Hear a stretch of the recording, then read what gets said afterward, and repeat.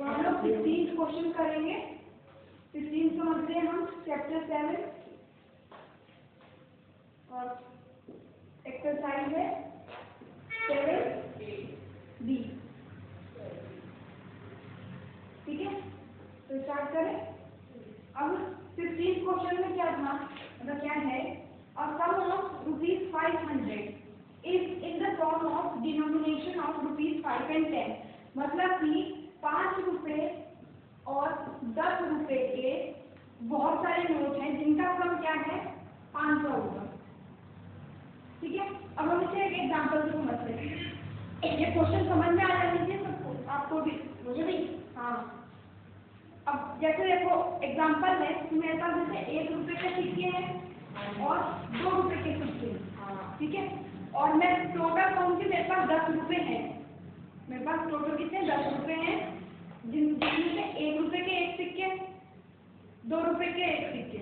ठीक है, तो अब मैं इसमें क्या करूँगी वो मुझे बताना है। नहीं, बिल्कुल नहीं मैम, नहीं, व्हाट आई टोल्ड यू।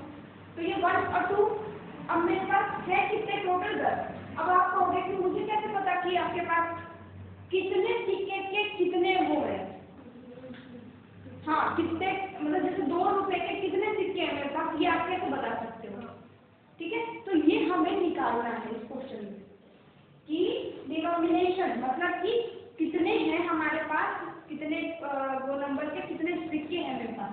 क्योंकि मान लो अगर मैं कहूँ तो आप क्या कह सकते हो कि 6 रुपए, अगर 6 नंबर, मतलब 6, अगर मेरे पास 6 नंबर 1 रुपए हुए और क्या हुए 2 के नोट हुए, तो 2 के सिक्के हुए, और 6 1 रुपए के सिक्के हुए, 2 रुपए के सिक्के हुए।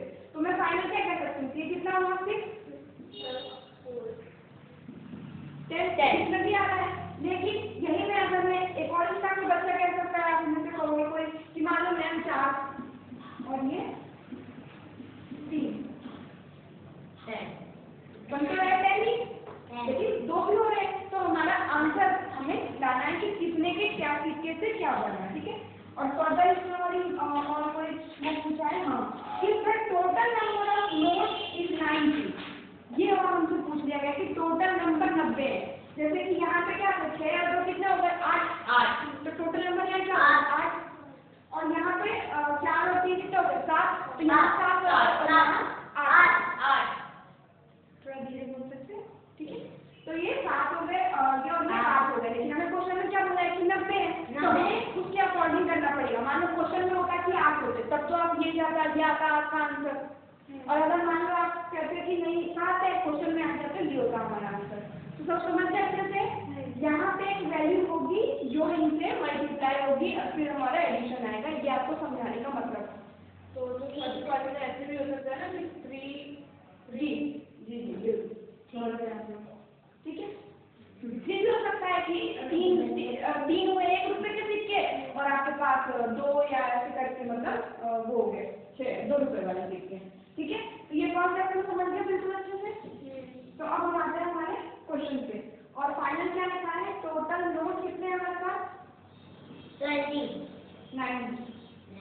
क्वेश्चन में 90। ठीक है, तो फर्दर बढ़े आगे। अब हमें देखना है कि 5 और 10 टोटल कितने बने 500 और हमारे पास नोट कितने हैं 90। तो अब इसका 30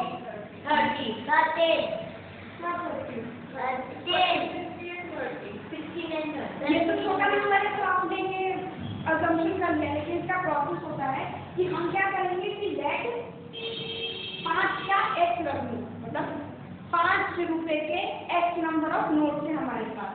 तो ये x कर दो 5 वाले, और लेट अब x तो हो गए, टोटल हमारे पास 90 थे, 90 माइनस x हो गया जी, 90 minus x just wait a second यार। ठीक है, 90 माइनस x, फिर ये किसके हो गए हमारे 10 रुपए के लिए। ठीक है, समझ गए ना। तो अब अपन इसको फर्दर कैसे करेंगे बता दो, इक्वेशन बन जाएगी। हाँ, कैसे बताओ x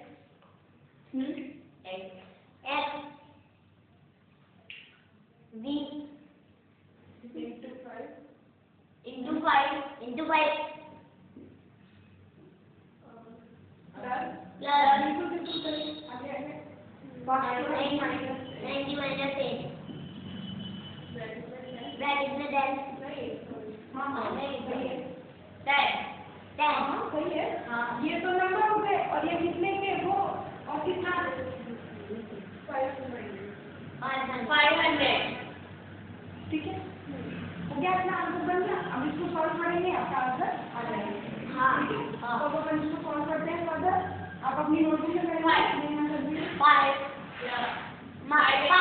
plus 90 minus 6 गलत है, 90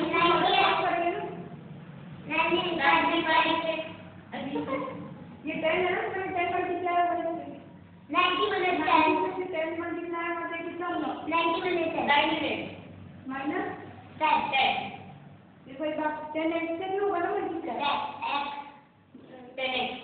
माइनस का 10x इज इक्वल टू 500 ठीक है। अब हमारा क्या होगा 900 यहाँ है 500 यहाँ है, तो हम 500 को यहाँ ले आएंगे, तो ये 900 में से 500 क्या कितना बचेगा 400 और ये उधर जाएगा तो क्या होगा और ये भी उधर जाएगा तो फिर आगे क्या आएगा 400 equals to 500 is equal to 500 x की वैल्यू 400